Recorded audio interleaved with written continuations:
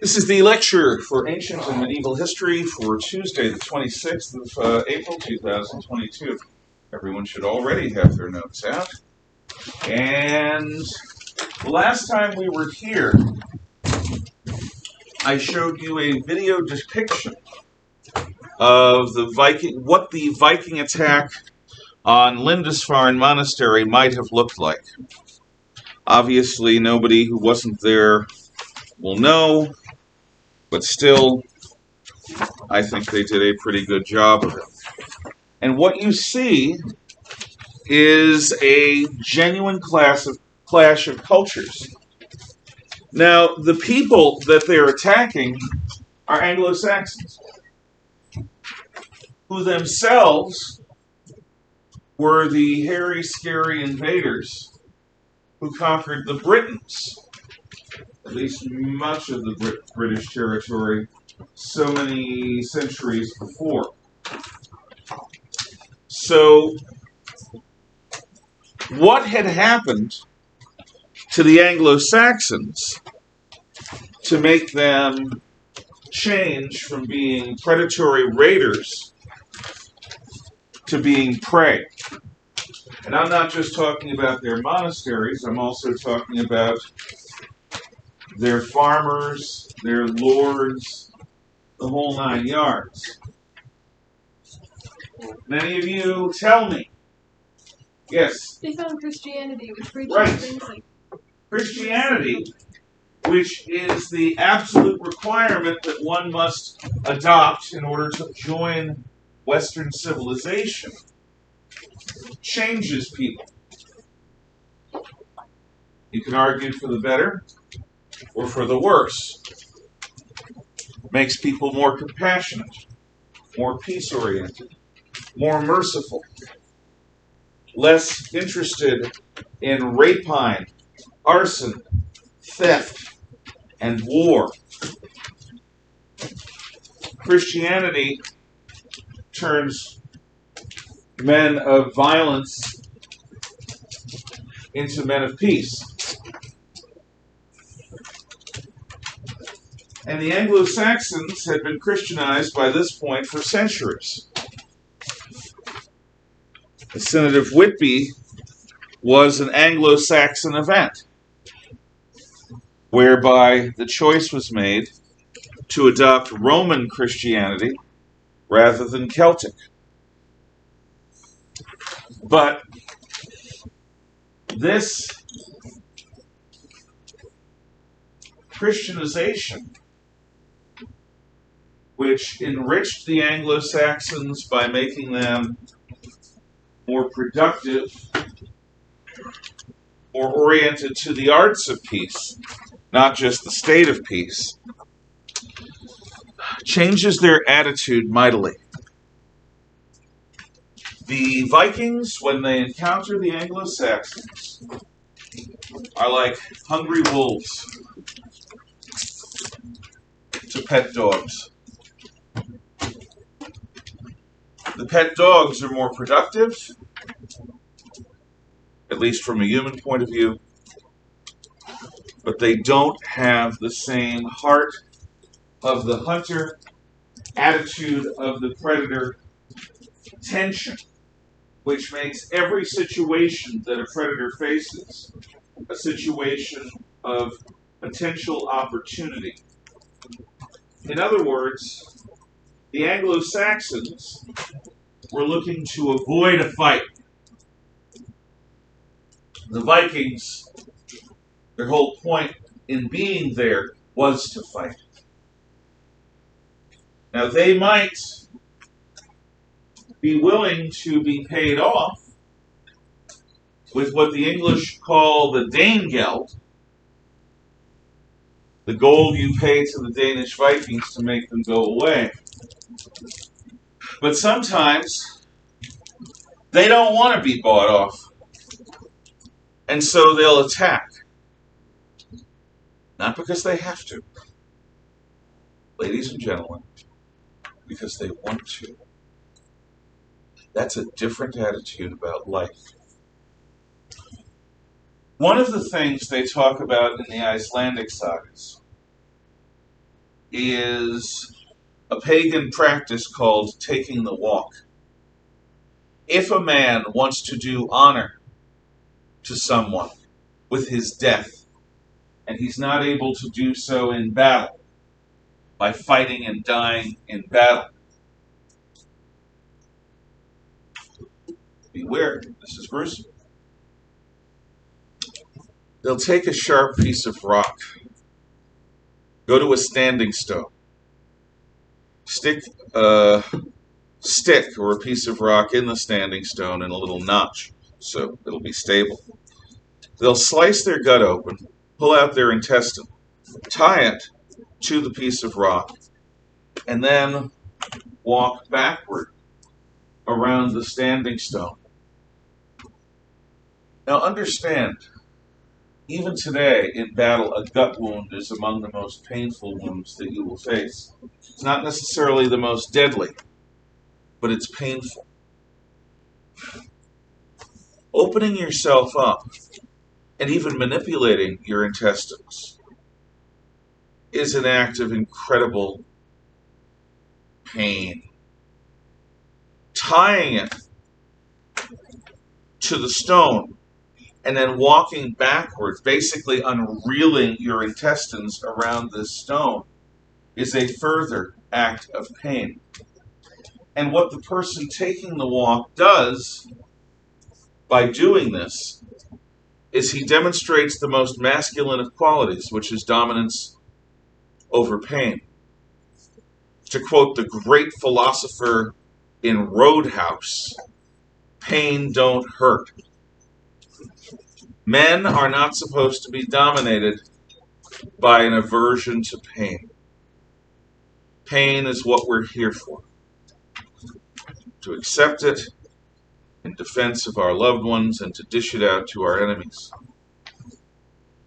So taking the walk in some ways is like the Japanese form of ritual suicide for samurai, harikiri or seppuku, which involves taking the wakizashi, the short sword, and in the lotus position you're sitting,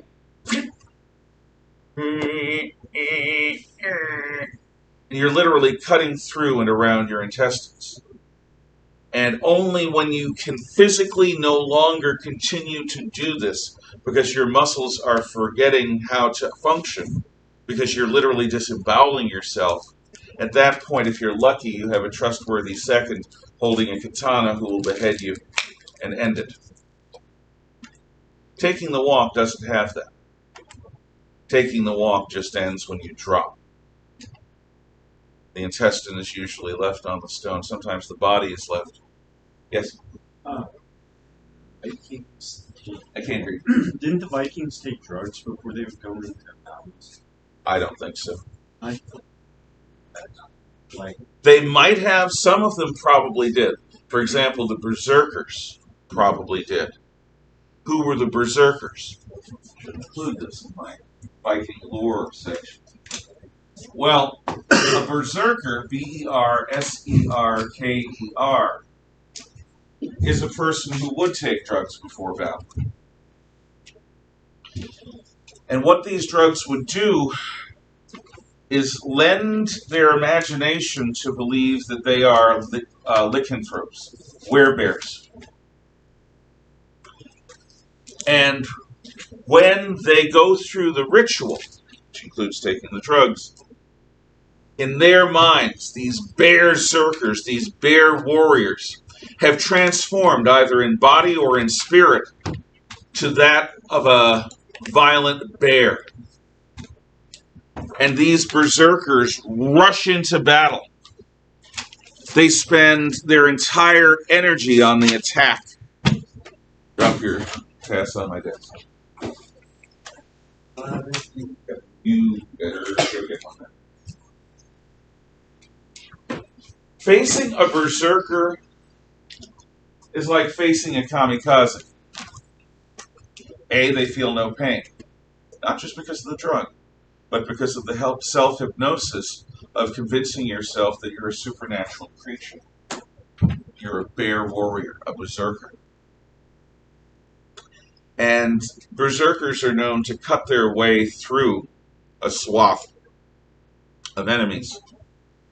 I've encountered and fought people who are on PCP. They don't feel pain. They're in a mental state that doesn't acknowledge it. So I've never had to kill one, but I've restrained them with several other people. But there are many reports of people on PCP or angel dust, which is an amphetamine, an upper, of them being shot dead, but they don't know it yet. They're bleeding out. They've got holes in them that should have stopped the person, but they don't stop. A berserker is like that. The ancient Celts, when they used to put on the blue woad and the red clay in their hair and ran into battle naked, had a similar thing. But the berserkers were the most fearsome of all, I think. Viking paganism,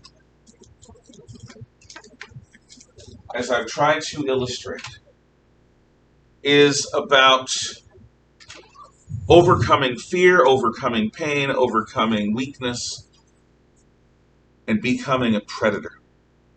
And while the Romans saw themselves as wolves, the Vikings definitely saw themselves as the most dangerous apex predator in their woods.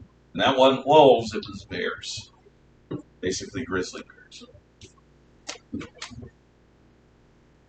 So, how did Vikings learn?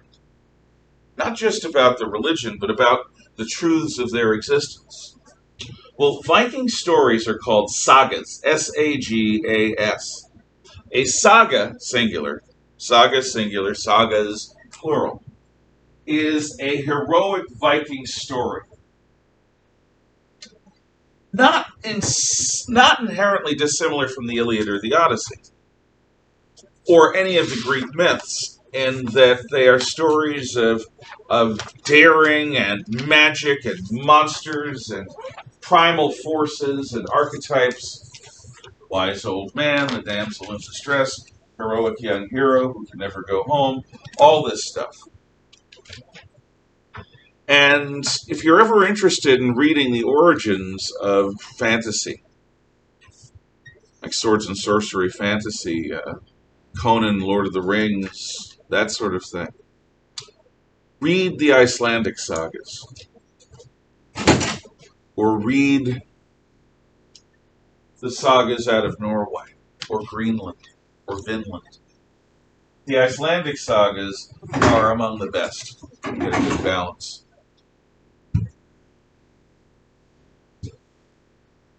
Now, a Viking hero, a king, a chieftain, a war leader, has a special kind of funeral, a Viking funeral. The man is placed on a dragon longship, which are the Viking ships like you saw in the film yesterday. They have a dragon sigil on the front of their ship, carved wooden dragon. And the corpse of the heroic Viking is surrounded by his treasure, not all of it, but much of it, representative sample of it. Tied at his feet is his dog.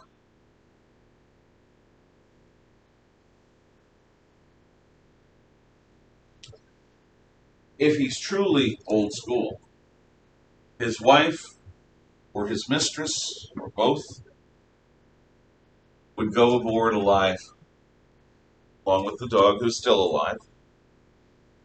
And the ship would be cast off, the dog at his feet, the woman by his side, and the ship is loaded with oil and other flammables, and fire arrows are then shot into the ship to set it ablaze. And the woman chooses to die for her man, and the dog is going to die for his master. Do you think that they ever, like, deal with fast enough, and there was like a current, and they kind of. Well, then, like when you shoot a deer but don't kill it, you got to go out and get it. Yeah. So Yeah. they would make sure that the guy's doing this. I mean, there's a scene in Game of Thrones actually where somebody does something like this. They have a guy who's not a very good shot, but he's the son of the guy who just died, and he shoots and misses and shoots and misses, and is almost out of rage. And another guy, give me that, and boom, and hits it. But yeah, in a case like that, you got to get into your ships, pursue the other ship, and shoot at it until it It burns. probably wouldn't be faster. Oh, you would hope. If the wind really caught it. I mean, that would be bad. That would be like falling into somebody's grave at a funeral. It doesn't look good. The refrain, as recounted in the movie The 13th Warrior, which is based on the Michael Crichton novel Eaters of the Dead, which posits that Beowulf and Grendel was actually a story about the modern Vikings facing the ancient Scandinavians who were related to the Lapps of Lapland, the ancient inhabitants of Scandinavia, and that the story of Beowulf was actually a fight between modern Vikings and this sort of Stone Age people who were called the Vendel. In any case, Crichton did a pretty good job of researching, and what he translates the saying of the people as they watch the ship burn. Lo, there do I see my fathers. Lo, there do I see my mothers. Lo, there do I see my people. Back to the beginning. Let me join them. Let me take my place behind them, that I may sit in Valhalla and drink with the heroes forever. And if you want a notion of a Viking prayer, that's as good as any. A living person, a living dog, and a dead man are burning. Treasure that people could use is burning. A beautiful ship that could be used is burning. And it's hope that the gods will find favor, because here's the key. The Christian Bible, the Jewish scriptures, and the Islamic scriptures all have happy endings. Ultimately, God comes, cleans house. There's the day of the Lord, the 1,000 years of peace, the millennium, and everything culminates in heaven. That's a happy ending. Not so with the Viking myths. The Viking gods live in Asgard, which does not look like the space metropolis of the movies. Although, that does look kind of cool. But while they drink in their mead hall, Valhalla, the gods understand that their ancient enemies, the frost giants and the fire giants, will eventually arise. King Surtur of the fire giants will lead armies to besiege Asgard. And at the great final culminating battle of the world, the Battle of Ragnarok, all the heroes and all the gods will go out and fight in a hopeless battle and die. And Valhalla will burn, and the world will be consumed and destroyed. That's the end of the Viking sagas. So, I have heard, I can't remember. I'm gonna look it up in my case study. But, I heard that the oral traditions didn't really include Ragnarok, but when some settlers came in, and a lot of them were Christian, and during that time they were, like, kind of how we saw in Vikings, they believed in a judgment day, a doomsday, where, like, there's going to be a bunch of demons coming, and they believed in it so strongly, and they said that the Vikings didn't really have an end, they just had the myths. And that's an interesting thing. I'm not sure I can see people believing that, because the thing about oral traditions is you can't prove them. The first people to write things down were Christianized Vikings. Thus, the story of Beowulf is told in a Christian way, and when you read it, if you haven't read it yet, you will.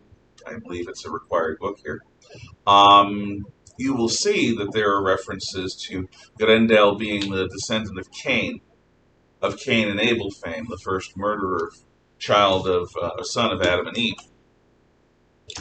I don't know if I buy that for this reason. There are scholars who may base their reputations, and good for them. It might be true, but oral traditions are notoriously hard to pin down. What they may be arguing is there's no demonstrable proof that the oral traditions had Ragnarok and the end of the world. There is something to me that has a ring of truth, and I'll explain it. You can decide. This is my opinion. This is why I believe it. A warrior people doesn't need a happy ending.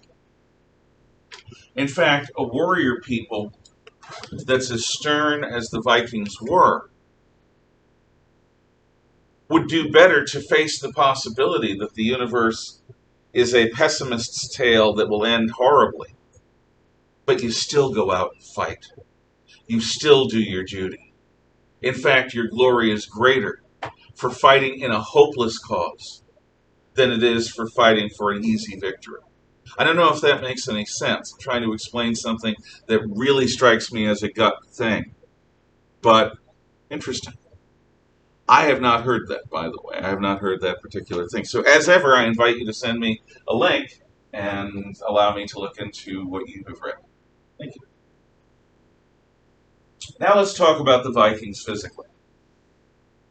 The average Anglo-Saxon man was large, larger than the Romans.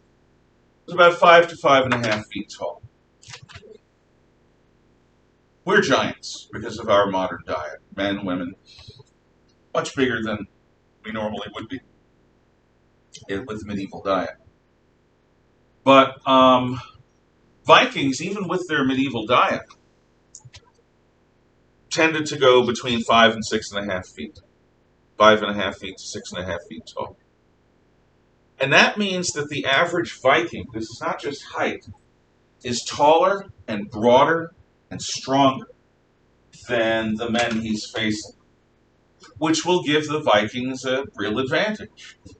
First of all, in boxing, if you have longer arms, you have a potential reach advantage if you can learn to punch hard at the edge of your ability to punch.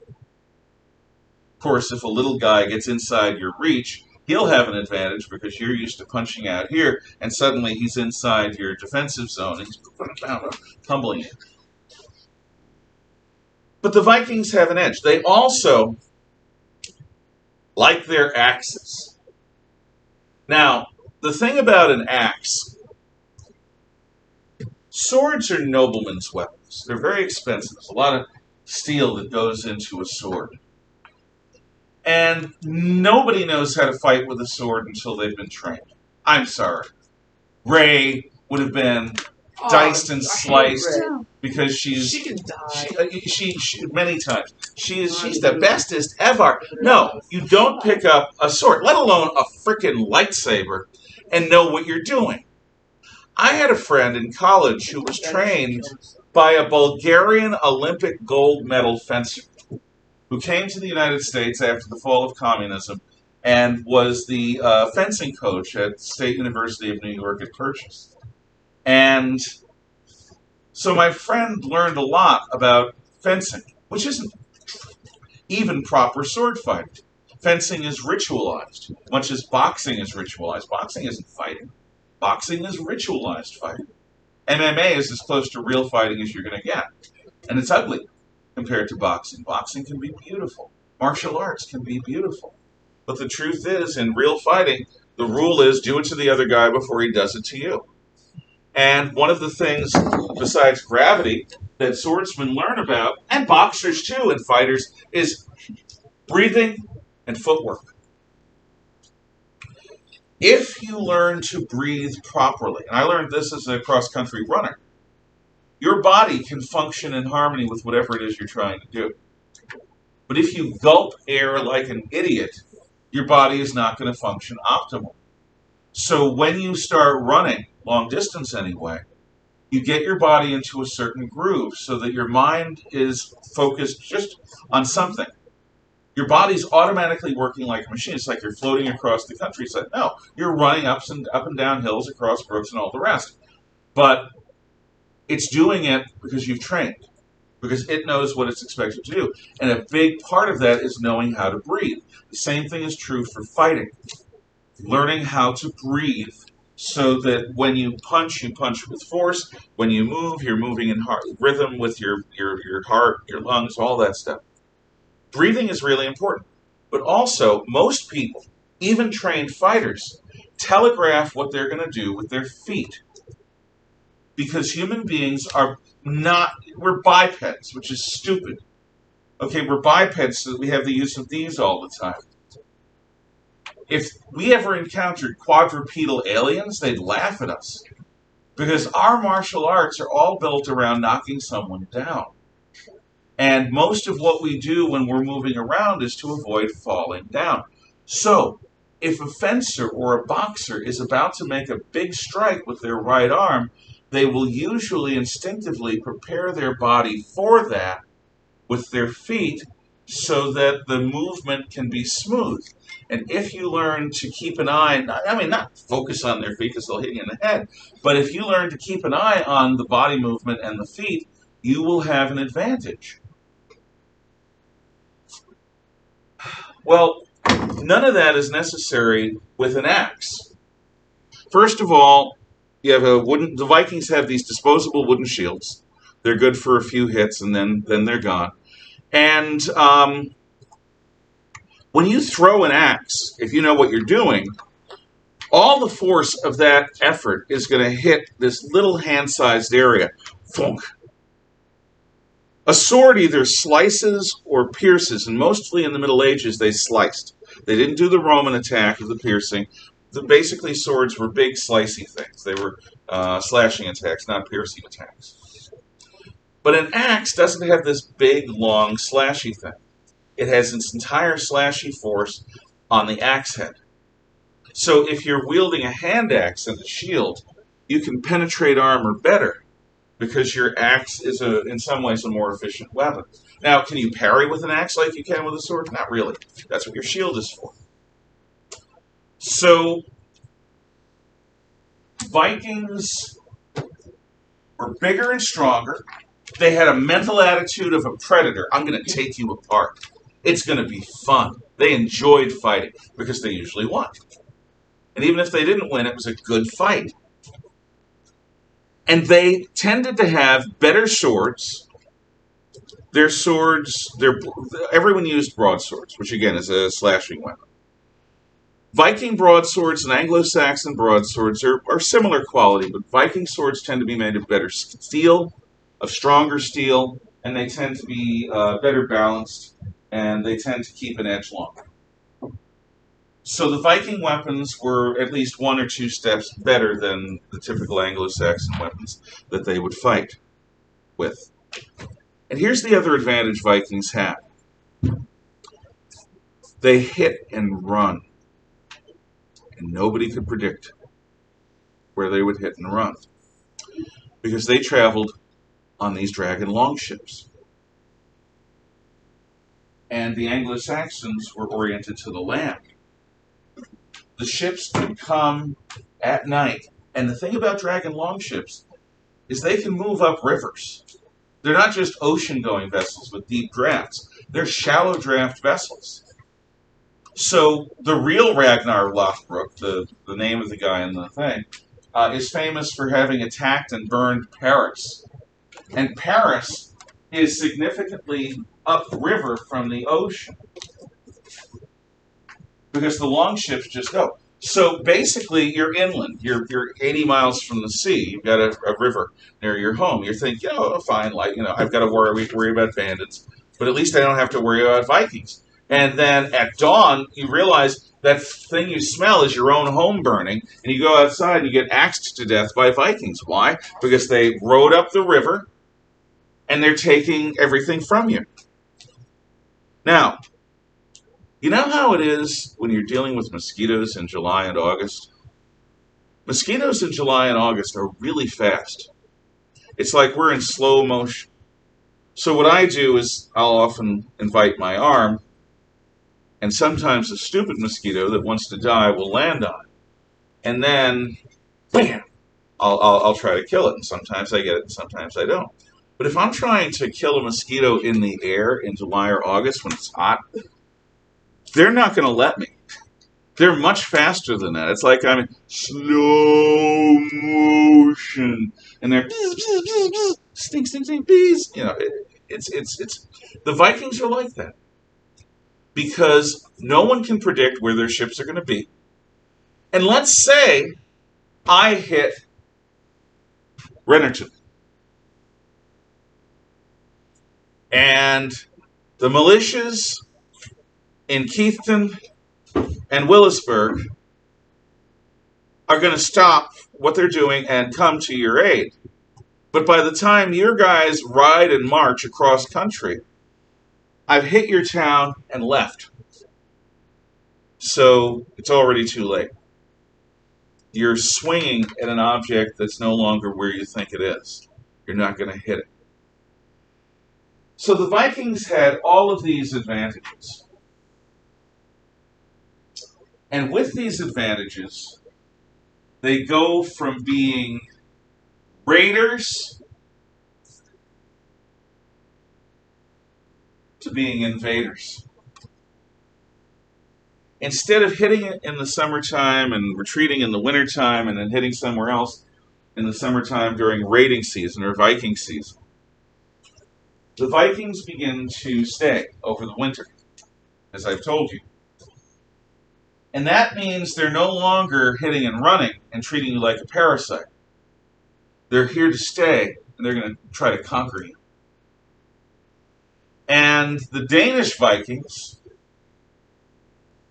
take the area in eastern England that's called the Dane Law.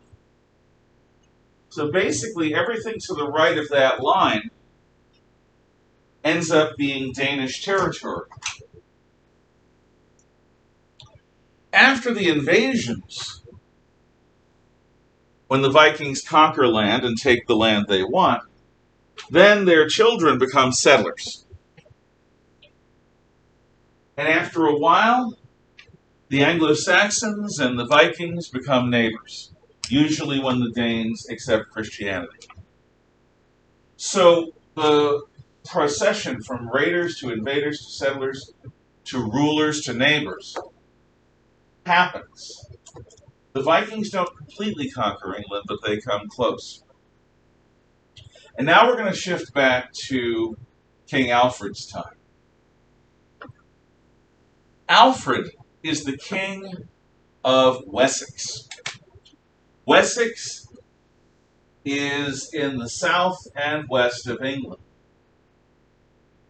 Essex was taken by the Danes. Sussex was taken by the Danes. Mercia was taken by the Danes. Northumbria was taken by the Danes. Wessex is the only kingdom left. Alfred, king of Wessex, educated in the Roman fashion, has to deal with the grand army of the Danes. And he does so with a mixture of paying off the Danegeld and fighting. What he usually does at first is he fights to the point where the Danes are ready to accept gold, and then he pays them the Danegeld and they go away. This is not a victorious strategy, and Alfred knows it, but it's about the best he can come up with at first. And then the grand army of the Danes sweeps into Wessex for real. And Alfred loses his battle, loses his army, and has to retreat into the swamps of Athelney. Alfred and a few surviving soldiers and officers are all that's left of Anglo-Saxon England. Everyone else in Wessex comes under Danish rule. What is Alfred going to do? Well, a smart person would say, you win some, you lost some. We lost this war. I'm going to Rome. Or I'm going to France. Or I'm going somewhere. I'm going to live in exile. And I tried, but I failed. And now there's no more England. It's just basically Western Denmark. Well, that's one thing he could do. Another thing he could do is surrender to the Danes and agree to work for them. They would have accepted it. It would have been easier for them to rule the Anglo-Saxons if their last Anglo-Saxon king became their stooge, their tool, their agent. He could have done a deal. Of course, he would have given up his soul because he would have been no longer the protector of his people. He would have been the victimizer of them. Or he could just give up and kill himself. That's not what Alfred chooses to do. The reason Alfred is the only English king throughout their entire history that's called Magnus, or the Great, is because Alfred chooses the most difficult option. In Athelney, he begins training a new army. He begins attacking out of the swamp in hit-and-run attacks.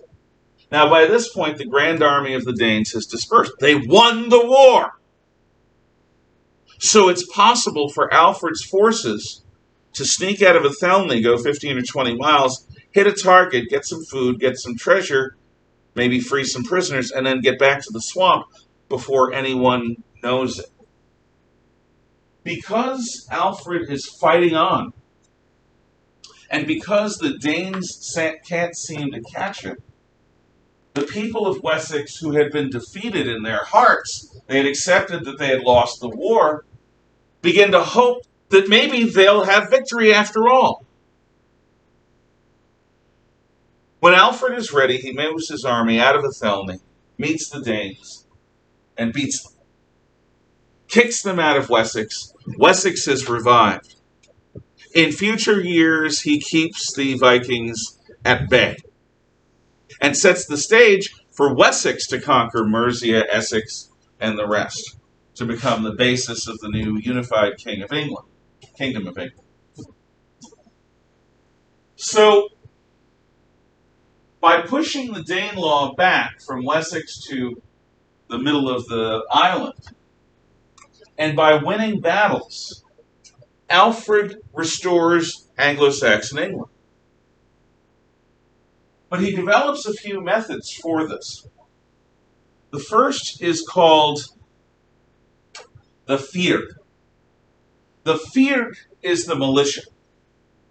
Every able-bodied man over a certain age, you all would be, if you were male, eligible for the Fyrd. You'd be on the young side, but every able-bodied man, basically over puberty, is going to be part of the Fyrd.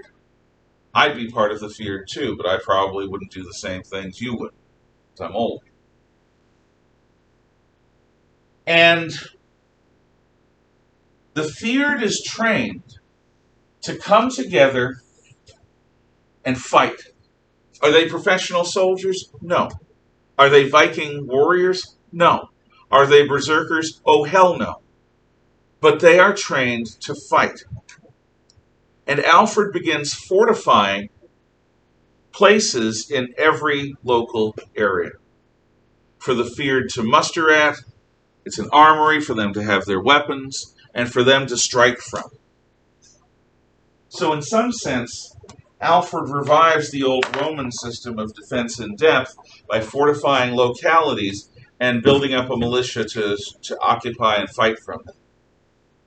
But the Fyrd means that everyone is trained.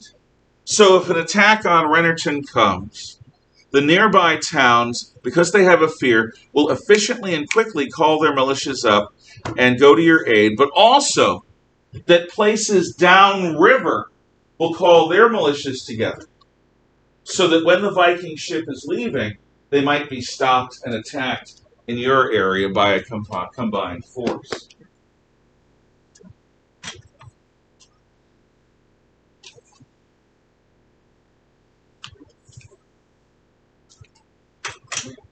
Each local area has an alderman, an older man. And the older man, or alderman, which is the basics of the town council in Chicago, the alderman, They're the commanders of the feared, and they organize the defenses. And the whole point is to prevent chaos. Everyone's in the militia, and everyone knows who the leader is, and the militia and the leader practice. Also, Alfred the Great establishes the Royal Navy. He orders the building of a few Viking longships of his own. So instead of just waiting for attacks, Alfred can actually send ships out to hit the Vikings at sea, or to hit the Vikings at staging areas elsewhere in England. Suddenly, Alfred is able to give the English mobility. And ultimately, the Royal Navy of England is going to become, for a while, the most powerful military force on the planet. Finally, Alfred appreciates history and the power of it. And he orders the beginning of what is called the Anglo-Saxon Chronicle. The Anglo-Saxon Chronicle is kept until long after the Norman conquest as the year-by-year story of the English. Some years a lot happens, and some years not much happens. Now, to give you an idea of a couple of things, I'm going to show you a couple of clips. One is from the 13th Warrior, and one is from the Return of the King. I'm going to have to pause it. Thank you.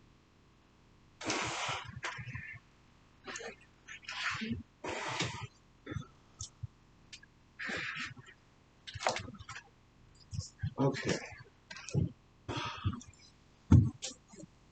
See you.